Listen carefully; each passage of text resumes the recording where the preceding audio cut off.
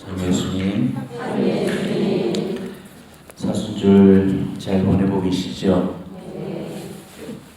각자 나름대로 이번 사순절 동안 또 여러 가지 좋은 결심들 많이 하셨을 거고, 또 기도와 단식과 또 자선들을 통해서 또 예수님의 고통에 동참하면서 예수님 가신 십자가의 그 길과 일치하는 그런 삶을 나름대로 잘 봉헌하고 계실 겁니다.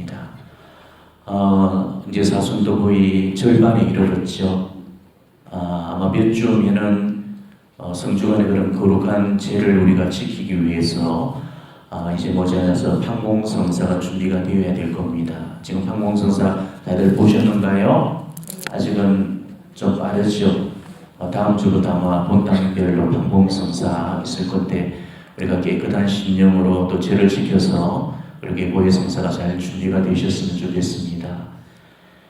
고해소에서 제가 고해를 드리면서 간혹 안타까운 그런 모습들이 자주 이렇게 비춰집니다. 고해성사 보시는 분들 중에는 고해가 정말 준비가 제대로 되지 않는 그런 사람들의 그런 고해를 많이 듣는 때가 많습니다. 죄를 고백을 할 때 사실은 큰 죄를 지을수록 그 죄를 고백하기가 굉장히 힘들어지잖아요, 그죠? 그러다 보니까 적당히 두루뭉실 포장해서 시부님이 대충 해도 알아듣겠거니 해서 살짝 그것만 이렇게 언급을 하면서 이렇게 흘려버리듯이 고해를 하는 경우들이 많습니다. 은근슬쩍 절대 지나서는 안 될 죄를 은근슬쩍 그냥 작은 죄에 묻혀가지고 그냥 두루뭉실 이렇게 넘겨버리는 거예요. 또 고해소에 들어와가지고 자기 죄만 고백을 하면 되는데 내가 지금 이런 죄를 지을 수밖에 없는 그런 상대방의 그런 죄까지도 다 이렇게 고백을 하는 경우가 있거든요. 이거는 고백이 아니고 고발이잖아요. 우리는 절대 이런 식의 그런 고해성사가 되어서는 안 됩니다. 판공성사 보다 더 잘 준비하시고 또 두루뭉실 넘길 그런 생각들 하지 마시고 남탓도 하지 마시고 얼마나 내 죄가 크고 깊은지 자기 자신만 바라보면서 정말 잘 깔끔하게 이렇게 고해를 하도록 하십시오.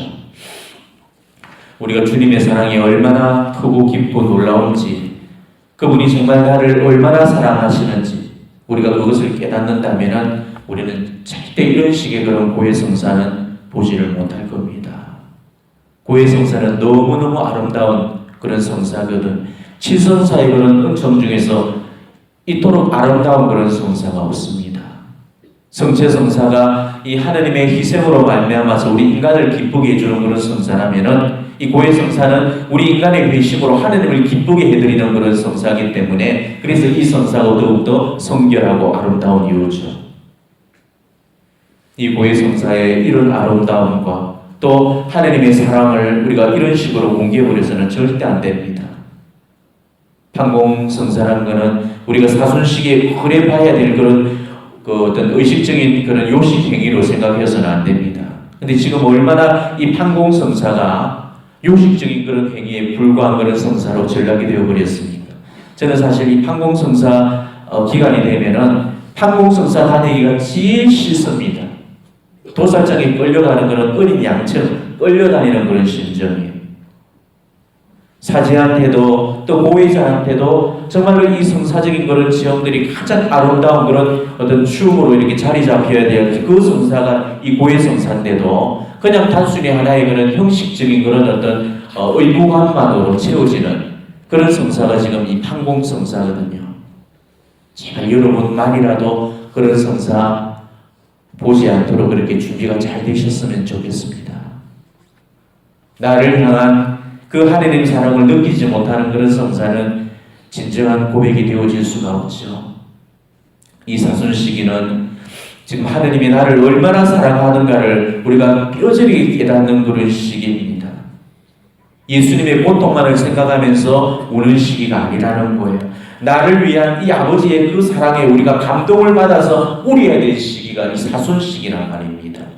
저분이 지금 누구를 위해서 돌아가셨고 저분이 지금 누구를 위해서 피를 흘리셨는가를 우리가 안다면은 우리가 이 아버지의 사랑에 어떻게 감동하지 않을 수가 있겠습니까? 영국의 어느 귀족의 아들이 사하라 사막을 횡단하는 중에 조난을 당하게 됩니다. 근데 아버지는 그 아들을 찾기 위해서 사람들을 총동원시켜가지고 수색을 벌였죠. 그런데 열흘이 가고 보름이 지나도록 그 아들을 찾지 못하는 겁니다. 많은 사람들이 그 아이의 아버지에게 만류를 했죠. 지금 시간이 이 열흘이 지금 벌써 지나가고 있는데 그 물 없는 사막에서 어떻게 살아갈 수 있겠나. 이제 포기해라. 이제 그 아들은 죽어버렸을 거다. 그러면서 그 아들을 포기를 시키는 겁니다. 그렇지만은 그 아버지는 그 아들을 포기할 수가 없었던 거죠. 그래서 온갖 그런 방법들을 다 동원을 해봤습니다. 그리고 마지막으로 취했던 그런 방법이 그 비행기 상공에서 전단지 수만 장을 하던 사하라 사막에 뿌리는 그런 계획을 세우게 되죠. 근데 거기에 쓰일 그런 문구를 작성을 해야 되거든요. 근데 주변에 많은 사람들이 이러저런 그런 조언을 해주는 겁니다. 앞에는 이런 내용들로 적고 또 뒤에는 이런 내용들로 적으시오 하면서 대부분 사람들이 그런 충고를 이렇게 해줬는데, 근데 대부분의 사람들이 해줬던 그런 조언을 보면은 이 사막에서 살아남기 위해서는 어떻게 해라, 그 내용들이었어요. 물을 구할 때는 어떻게 구해라, 또 독충이 있을 때는 그것을 어떻게 피해라, 밤에 추울 때는 그 추위를 어떻게 이겨내라, 전부가 그런 어떤 내용들이었습니다. 그리고 그런 방법들을 이렇게 다 꼼꼼하게 적어놓으라고 그랬죠. 근데 그 아버지는 다 싫다고 하면서 그걸 다 거절을 해버리고 맙니다. 그리고 그 큰 전단지 한 장에 딱 한 줄로 그 글을 인쇄를 한 다음에 그 사하라 사막에다가 그 전단을 뿌려 적였습니다. 그 전단지에 뭐라고 적혀있는 줄 압니까? 아들아, 내가 너를 사랑한단다. 딱 그 한마디. 그리고 뿌렸죠. 근데 그때 아들은 조난당한 지 거의 보름이 지나가고 있었거든요. 생각을 합니다. 이제는 내가 절망이다. 이제 나는 정말 죽었구나. 그러면서 그 의식이 가물가물해지는 그런 쯤에 그 아버지가 뿌렸던 그런 전단지 한 장이 어찌어찌 해가지고 자기 손에 이렇게 딱 잡힌 겁니다. 겨우 그 실눈을 뜨고 이렇게 보니까 거기에는 그렇게 적혀 있는 겁니다. 아들아, 내가 너를 사랑한단다. 아버지가 자기를 향해서 그 외치시는 그 아들아, 내가 너를 사랑한단다라는 그 한 줄을 딱 읽고, 나를 이렇게 사랑하고 나를 이렇게 찾아 헤매시는 그런 아버지를 생각해서 내가 절대로 죽어서는 안 되는구나. 그러고는 마지막 힘을 다 쏟아가지고 버티다가 결국은 기적적으로 구조가 되었다고 합니다. 그러니까 그 아들을 살린 것은 물이 없는 그런 사막에서 물을 구하려면 어떻게 하라는 그런 지식적인 방법이 아니었죠. 아버지의 그 사랑이 바로 그 아들을 살려냈던 겁니다. 지금 목이 마르고 또 먹을 게 없어서 굶주리고 아파서 금방이라도 좀 죽을 것 같고 살고 싶지 않아서 몸부림치고 있는 그런 우리들한테 세상 사람들은 또 자기네 잣대로 네가 살려면 지금 이렇게 해봐라 저렇게 해봐라 온갖 그런 세상적인 방법들을 들이대겠지만은 우리 아버지만큼은 그 어떠한 그런 세상적인 지식들로 들이대지 않으시고 딱 한마디, 언제나 그 삶에 지금 지치있고 포기되어 있는 그런 우리들한테 아들아, 내가 너를 사랑한단다. 딸아, 내가 너를 사랑한단다. 바로 그 한마디만 하고 계신다는 겁니다. 시몬아, 내가 너를 사랑한단다. 데레사야, 내가 너를 사랑한단다. 프란체스카야, 내가 너를 사랑한단다. 누구야, 내가 너를 사랑한단다. 이 한마디 말씀이면은 이 세상의 모든 고통들과 다 바꾸고도 남을 말씀이 아니겠습니까? 우리는 바로 이 말씀의 위로를 받고 이 말씀의 희망을 받고 바로 이 말씀에 우리 용기를 회복해야 됩니다. 그러면서 부활을 향한 그런 한 걸음 한 걸음의 그런 사순의 여정을 우리가 힘겹게라도 올라설 수 있는 그 힘을 바로 이 하느님 아버지의 이 말씀을 통해서 우리는 회복시켜야 된다는 것입니다.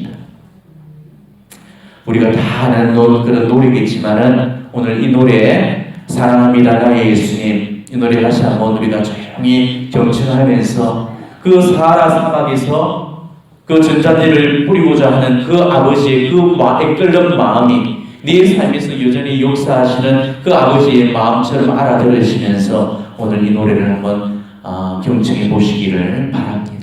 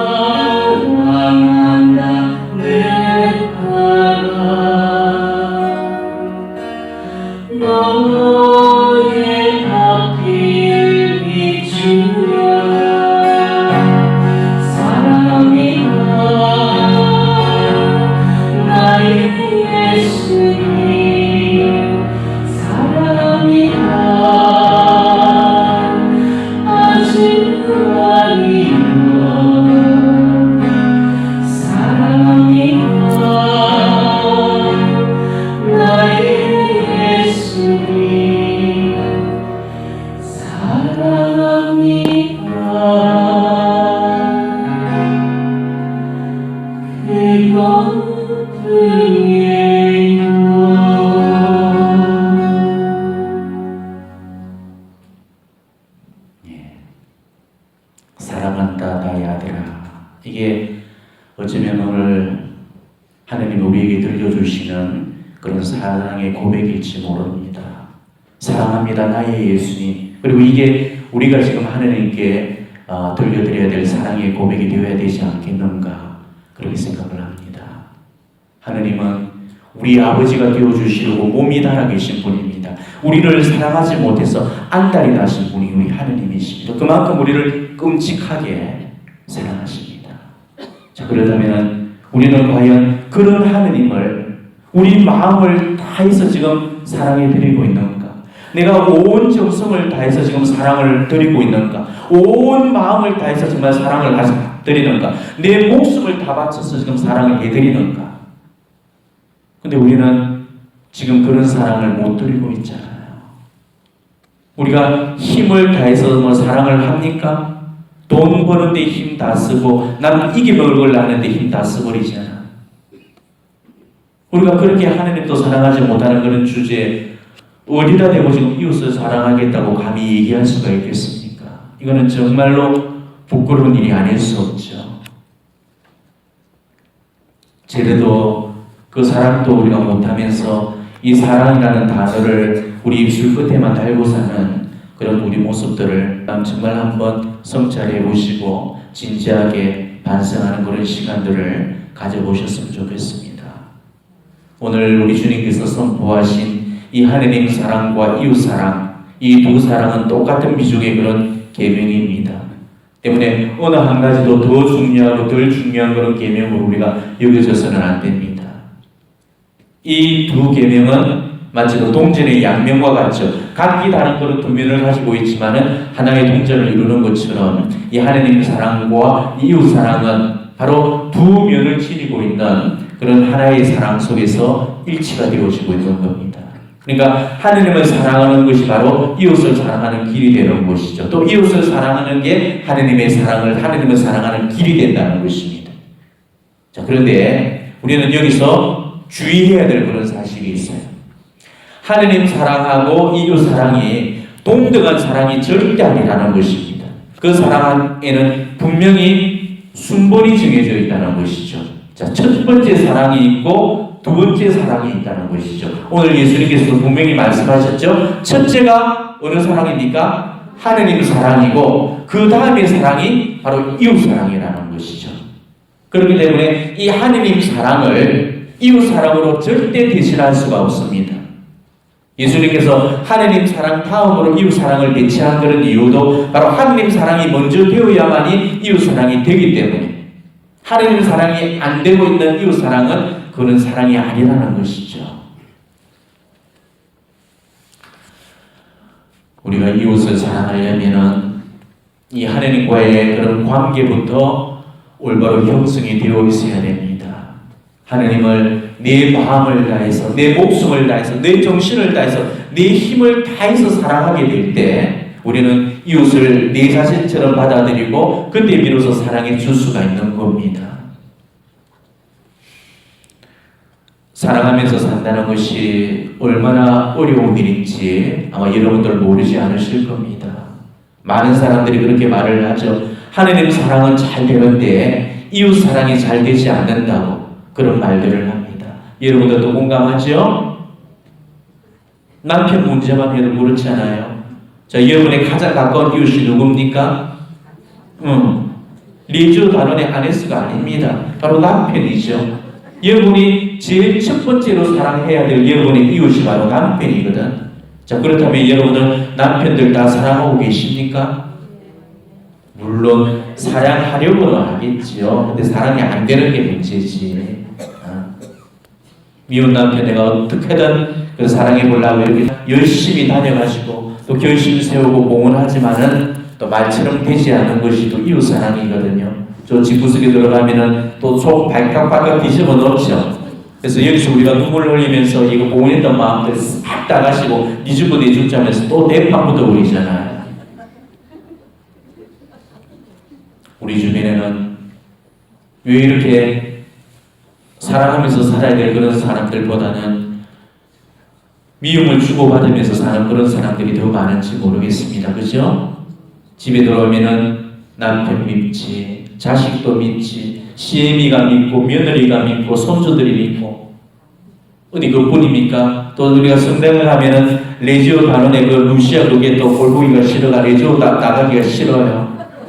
또 이웃집에 보면은 또 이웃집에 그 누구도 싫고 개모임 가서는 또 어느 여자 그게 눈에 거슬리고 어디를 가도 이래도 저래도 믿고 싶고 이웃들 때문에 속상한 일들이 많이 생기게 됩니다. 우리가 누구를 만나든지 간에 어떤 그 막힘이나 걸림이 없이 모두를 다 끌어안고 사랑해 줄 수 있어야 되는데 늘 여기저기서 우리는 걸리고 막히고 보이면서 미워하는 그런 마음들이 이렇게 생겨날 수밖에 없는 겁니다. 자, 이런 미움들이 생겨나는 그런 이유는 뭡니까? 우리가 하느님 사랑으로 채워져 있지 않기 때문에 그런 겁니다. 요한 사도께서도 분명히 말씀하셨죠? 사랑은 누구로부터 오는 거라고 그랬습니까? 사랑은 하느님께로부터 오는 거라고 이야기했습니다. 그러니까 하느님과의 그런 사랑을 회복하면은 이웃과의 그런 관계도 저절로 회복이 된다는 것이죠. 내가 지금 누군가하고 그 꼬이고 걸리고 막혀 있다면은 그것은 내가 하느님과의 그런 관계가 지금 꼬이고 걸리고 막혀 있다는 그런 증거라는 것입니다. 내 마음이 그런 하느님 사랑으로 가득 차 있으면은 남을 미워하고 싶은 그런 마음들이 안 생기게 됩니다. 왜? 성령께서 내 마음을 지금 차지하고 계시기 때문에 내 마음에는 성령의 열매가 달리게 되거든요. 사랑과 기쁨과 그 평화의 그런 열매들이 가득 열리게 됩니다. 그래서 이 세상 사람들을 다 사랑하고 싶은 그런 마음밖에 안 듭니다. 미워하는 사람들 다 용서해주고 싶은 그런 마음밖에 들지 않죠. 누군가가 내한테 와가지고 질적대고 그렇게 안죽거려도 거기에 집중하고 싶은 그런 마음들이 안 생기게 되는 겁니다. 하느님 사랑이 너무 크고 놀랍기 때문에 그걸 뺏기고 싶지가 않은 거죠. 그래서 웬만한 거는 다 눈 감아주고 넘겨주고 참아주게 됩니다. 그렇기 때문에 내 마음속에 미움이 치고 들어오지를 않아요. 하느님 사랑이 바탕이 되어 있으면 우리는 누구든지 다 끌어안아 줄 수 있고 사랑해 줄 수가 있거든요.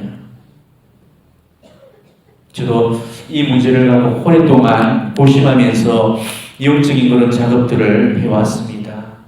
왜 저라고 살면서 미운 감정, 싫은 감정이 없었겠습니까? 어디에서든 또 어떤 식으로든지 숱한 그런 댓글이나 딴지들이 이렇게 치고 들어옵니다. 누구누구 때문에 또 그 마음의 평화를 그런 뺏기는 일들이 다반사로 이렇게 일어납니다. 어느 사람의 그런 작은 말 한마디 또 제스처 하나에도 이렇게 신경이 거슬리고 또 마음이 상하는 그런 일들이 수시로 벌어집니다. 그럴 때마다 마음의 평화를 다 뺏겨버리고 소리 뒤집어지고 난리 부르스를 떨었거든요. 근데 기도하면서 저 자신을 가만히 바라보니까 문제가 저한테, 남한테 있었던 게 아니고 바로 저한테 있었다는 것을 저는 발견할 수 있었습니다. 무엇보다도 내가 하느님 사랑으로 내 심령이 채워지지 않았기 때문에 바로 그렇게 나왔던 것이죠. 내가 하느님 사랑으로 채워지지 않았을 때는 내 심령에는 어김없이 미움이 치고 들어왔습니다. 그리고 남을 미워하고 있는 동안에는 나는 하느님도 사랑할 수가 없었습니다. 왜 내가 이래야 되죠? 이러면서 하느님께 대들고 따지고 미워하고 하느님을 원망을 했거든요. 여러분들도 한번 가만히 묵상을 해보십시오. 여러분들도 아마 누군가를 미워해봐서 잘 아실 테지만은 여러분들이 남을 미워했던 그런 동안에는 하느님이 절대 하느님을 사랑할 수가 없었잖아요. 남을 미워하는 동안에는 절대로 하느님도 사랑할 수 없고 하느님도 미워하게 되어 있습니다. 남을 미워하고 있는 이 동안에는 기도하기도 싫죠. 오히려 하느님 원망하고 하느님께 불평을 쏟아놓고 하느님을 분풀이의 그런 대상으로 삼게 되잖아요. 이처럼 우리가 하느님을 사랑하지 않으면은 결국 이웃도 사랑하지 못하게 되어 있습니다. 내가 지금 누군가를 미워하고 있다면은 지금 하느님을 사랑하고 있지 않다고 보면 되는 겁니다. 그렇기 때문에 우리가 지금 이웃들과 건강한 그런 어떤 사랑을 하려면은 먼저 하느님과의 그런 사랑부터 우리는 건강해져야 되는 거예요. 그렇기 때문에 지금 내가 누군가를 미워하고 있다면은 하느님과의 그런 관계성부터 우리는 점검해 봐야 됩니다. 그게 내 문제를 보다 더 빨리 풀 수 있는 실마리가 된다는 것이죠. 지금 내가 누군가를 싫어하고 미워하고 있다는 거, 누군가가 지금 용서가 되지 않고 있다는 거, 그거는 내 마음이 지금 하느님 사랑으로 채워지지 않다는 그런 명백한 증거입니다. 하느님을 사랑하게 되면은 하느님이 내 안에 들어오시게 되거든요. 또 하느님이 내 안에 들어오시게 되면 동시에 천국이 내 안에 들어오게 되어 있습니다. 그때는 내 눈에서 눈물이 쏟아지고 회개가 일어나고 치유가 일어나게 되거든. 그렇게 미웠던 그런 상대방한테도 한도 끝도 없는 연민과 측은지심이 생겨나게 되죠. 용서해주고 싶은 마음, 또 사랑해주고 싶은 그런 마음들이 솟구쳐 오르게 됩니다. 그리고 더 이상 내가 미워하고 싶은 그런 마음이 안 들면서 그 미움이 딱 그치게 되는 거예요. 그리고 감사와 감격과 기쁨과 찬양이 본물처럼 터져나오게 됩니다. 이게 바로 하느님 사랑을 옷 입은 사람들이 누리는 진정한 그런 기쁨이라는 겁니다. 그런데도 우리는 누군가와 관계가 꼬이고 뒤틀리게 되면은 그 사람과의 관계만 붙들고 하여튼 문제를 해결하려고 하죠. 근데 그거는 절대로 답이 되어질 수가 없다는 것입니다. 그럴 때는 우선 내가 하느님과의 그런 관계부터 올바르게 회복을 시켜야 됩니다. 그래야 모든 인간적인 그런 관계까지도 다 회복이 되어지는 겁니다. 그러니까 이웃 사랑은 절대적으로 하느님 사랑이 바탕 위에서 사라지는 거예요. 그러니까 내가 지금 이웃들을 얼마나 지금 사랑하고 있는지만 바라볼 것이 아니고 먼저 내가 하느님을 얼마나 사랑하고 있는가부터 먼저 바라봐야 된다는 것입니다. 과연 내가 하나님을 마음을 다하고 목숨을 다하고 생각을 다하고 힘을 다해서 하나님을 사랑하는가? 그것을 물어봐야 됩니다. 그때 바로 내가 이웃을 사랑할 수 있는 그 길이 열려지게 된다는 겁니다. 그러려면은 우리는 날마다 하나님 사랑을 충전하면서 살아야 됩니다. 자, 배터리가 방전이 되듯이 그 사랑도 방전이 일어납니다. 우리는 이 휴대폰 배터리를 어떻게 사용합니까? 밤에 꽂아가지고 충전을 시켜 놓으면은 우리가 아침에 들고 나가서 그 힘으로 하루를 사용하게 되잖아요. 그죠? 마찬가지로 우리는 이 하루를 살아가야 될 그 힘을 이 하느님께로부터 우리는 공급을 받아야 된다는 것이죠. 이 성체대전에 나아가서 그리고 혹은 기도상 앞에 그렇게 앉아가지고 기도의 충전기를 그 하느님께 딱 꽂아 놓으면은 그 사랑의 전류가 내 속으로 들어와가지고 내 심령이 하느님의 사랑으로 가득 차게 되는 겁니다. 그리고 하느님의 그 사랑으로 완전 충전이 되고 나면은 내가 이웃을 사랑할 그 힘을 거기로부터 공급받고 사라지게 되는 거죠.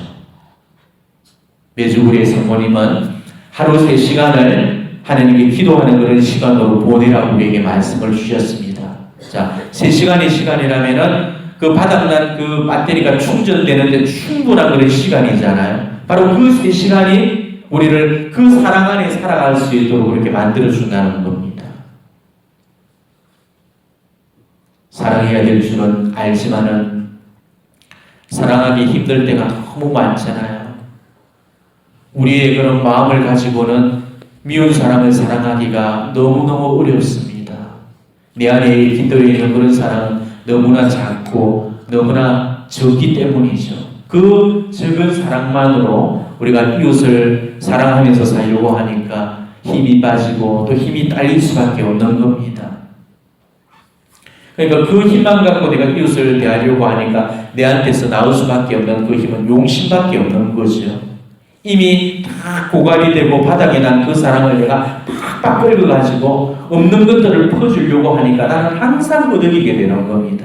그러다 보니까 짜증이 올라오고 신경질도 올라오고 화가 솟고 분노같이 솟고 그렇게 되면은 또 미워하게 되고 싸우게 되고 다투게 되고 이게 지금 우리가 살고 있는 우리 이웃 사랑의 그런 삶의 패턴이라는 거죠. 그렇기 때문에 사랑의 힘이 딸릴 때까지 있어서는 안 된다는 것입니다. 내 안에는 언제나 그 하느님의 사랑으로 빵빵하게 채워져 있어야 돼. 그 힘으로 우리가 이웃을 상대하게 되면은 절대 내 안에서 용심이 이렇게 솟아나지 않습니다. 내 용심이 지금 솟아나온다는 것은 내 힘이 지금 들어가 있다는 소리고, 그죠? 내 힘이 지금 완전히 딸린다는 그런 증거잖아요. 절대 내 마음속에 그 하느님 사랑이 이 고갈될 때까지 있어서는 안 됩니다. 지치고 또 힘들고 맥이 풀릴 때마다 힘이 빠질 때마다 힘이 딸릴 때마다 이 하나님께 달려가가지고 우리는 기도라는 그 충전기를 사용해야 해요. 그래서 내 마음을 이 하나님 사랑으로 가득히 충전을 시켜가지고 바로 그 힘으로 남편을 만나고 그 힘으로 이웃들을 만나고 그러다가 또 힘이 딸리게 되면 다시 하나님께 달려가가지고 그 힘을 공급받아가지고 또 남편을 사랑해보고 또 이웃을 사랑해보는 거예요. 이게 이웃 사랑의 비결이라는 겁니다. 하느님 사랑으로 채우지 않으면 절대로 이웃 사랑은 되어질 수가 없는 겁니다. 이 사순시기는 우리가 이웃 사랑을 하기 위해서 하느님 사랑을 회복하는 그런 시기입니다. 여러분이 이번 사순시기 동안 정말 하느님을 먼저 회복하는 그런 시기로 보내보셨으면 좋겠습니다. 바울 사도께서도 하느님과 화해하십시오라고 하시면서 우리를 하느님과의 그런 화해로 이렇게 초대를 하고 있잖아요. 하느님과 화해가 이루어질 때만이 이웃과도 화해가 이루어지게 되는 겁니다. 하느님과의 관계가 지금 올바르게 회복이 되면은 이웃과의 그런 관계도 올바르게 회복이 되고 하느님과 통하게 되면은 이웃과도 통해지게 되고 있거든요. 사랑도 결국은 받아본 놈이 줄 안다고 그런 말을 하잖아요. 하느님 사랑을 체험한 그 사랑이 이웃들을 향해서 자연스럽게 열려지게 됩니다. 굳게 닫혔던 그런 관계들도 하느님 사랑이 들어오면서 그게 열려지게 되는 거예요. 하느님이 나에게 얼마나 큰 사랑을 차고 넘치도록 부어주셨는가를 우리가 알게 된다면 그 사랑을 우리는 이웃들에게 전하지 않고서는 배겨내지 못할 것입니다. 그 사랑은 혼자 가지기에는 감당이 안 되는 그런 사랑이거든요. 그래서 이 세상에서 가장 강력한 전염병이 하느님 사랑이 전염시키는 그 병이에요. 이 병에 걸린 사람은 다른 사람도 지금 이 병에 걸리도록 그 전염을 시켜버리게 됩니다. 하느님 사랑에 물들면 이웃들도 바로 그 사랑에 물들게 되는 거예요. 하나님께서 우리에게 주시는 그 사랑만이 진정한 사랑입니다. 우리가 하나님께 드려야 될 그 사랑, 우리가 서로에게 나눠야 될 그 사랑, 그런 사람들이 모두 이런 사랑이 되어야 됩니다. 남편에게도 우리는 이런 사랑을 줘야 되고요. 자식한테도 이런 사랑을 줘야 되고, 시어머니 며느리한테도 이런 사랑을 줘야 되고, 내가 미워하는 사람, 싫은 사람들한테도 모두 이런 사랑을 우리는 해줘야 된다는 것이죠. 하나님이 우리에게 원하시는 그런 사랑도 바로 이런 사랑입니다. 하나님은 우리한테 늘 새로운 사랑을 해라고 하지 않으십니다. 지금 하고 있는 그 사랑을 좀 더 키우라는 거예요. 좀 더 넓히라는 것입니다. 하나님 사랑으로 그 사랑을 좀 채워보라는 거예요.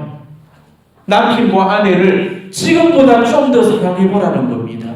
시어머니와 며느리를 지금보다 더 좀 끌어안아보라는 거예요. 내가 지금 미움 속에서 받아들이지 못하는 그 누군가를 지금보다 더 한번 사랑해보라는 겁니다. 이미 내가 하고 있는, 그렇지만 내가 지금 잘 되지 않고 있는 그 사랑을 내가 보다 더 잘 다듬어서 그 사랑을 더 풍요롭게, 더 아름답게, 더 완전하게 그 사랑을 키워가라는 겁니다. 다른 이유들을 찾아다니면서 다른 사랑을 하는 게 아니고요. 지금의 내 사랑을 거룩한 사랑으로 좀 성화시키고 성장시켜 보라는 겁니다.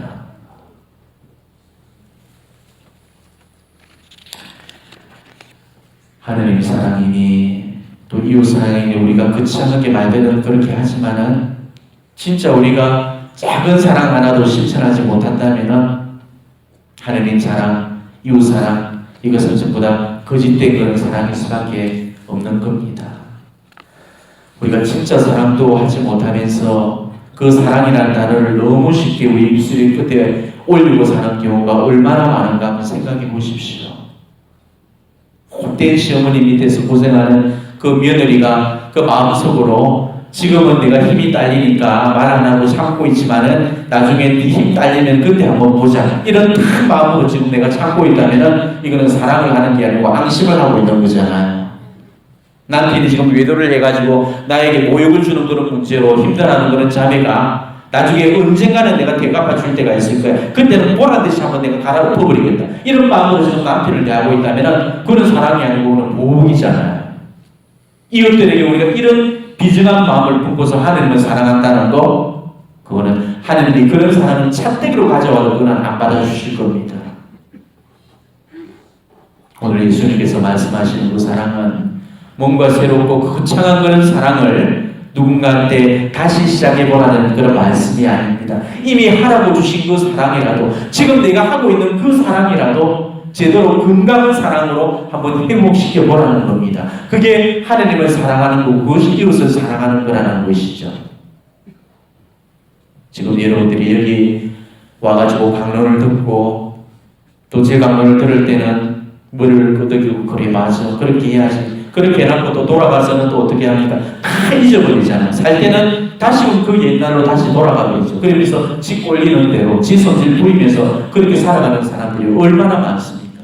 그런 것들을 진짜로 뼛속 깊이 간직해놓고 매일매일 그것을 내 것으로 만들어가지고 매 순간 그것을 자기 삶에 적용시키면서 그렇게 살아야 되는데도 우리는 그렇게 못 살고 있다는 말이에요. 그는 살지 못하는 게 아니고 살지 않는 거죠. 우리에게 사랑하지 못할 사람은 없습니다. 그렇지만은 우리가 사랑하지 못하는 그런 까닭은 내한테서 지금 사랑할 마음이 없기 때문이에요. 여러분이 지금 여기저기 좋다는 데 다 쫓아다녀도 그렇게 또 좋은 말씀들 정말 물리도록 그렇게 실컷 다 듣고 있어도 여전히 내 삶이 안 바뀌고 있고 내 모습이 안 바뀌는 그런 사람들, 저는 그런 사람들을 바라보고 있으면은 너무나 답답하고 이렇게 안타까울 때가 너무 많습니다. 왜 기도하는데도 안 바뀌냐고요? 왜 하느님을 내가 그만큼 사랑하는데도 왜 이웃에게 그토록 무자비할 수가 있냐 말입니다. 저는 그걸 이해할 수가 없는 거예요. 제 주변에서 보여지고 있는 그런 어떤 모습들을 바라볼 때마다 정말로 마음이 너무나 아플 때가 많습니다.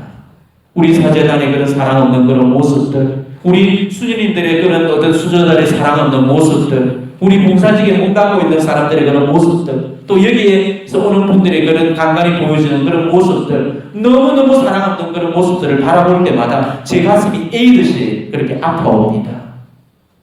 글쎄 모르겠어요. 저는 여러분들보다 기도도 많이 부족합니다.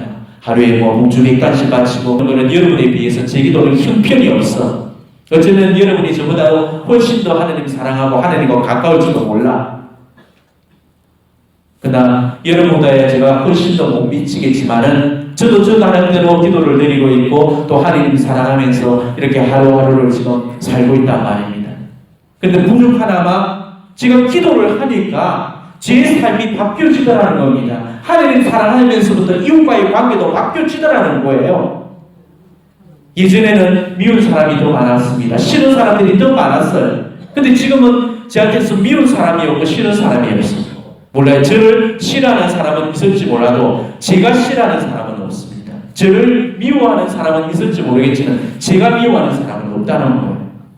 제가 하느님 사랑이 딱 되니까 그 하느님 사랑 안에는 미움도 녹아버리고 원망도 녹아버리고 불평도 녹아버리고 분노도 녹아버리고 다 녹아버리더라는 것이죠.